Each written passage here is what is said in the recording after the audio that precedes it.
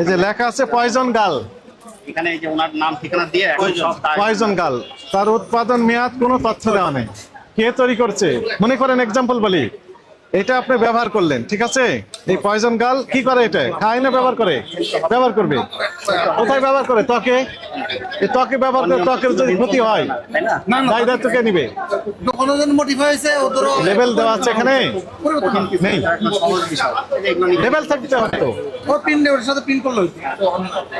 আর এটা করাই যাবে না, আরেকজনের জিনিসে নিজের নাম দিয়ে চালানো যাবে না। বাদ, এগুলো বাদ, কত বছর আগে বাদ হয়েছে এগুলো? অনেক বছর আগে, উনি বলতেই পারবে না কত বছর আগে বাদ, নিচে রেখে দিয়েছেন শুধু।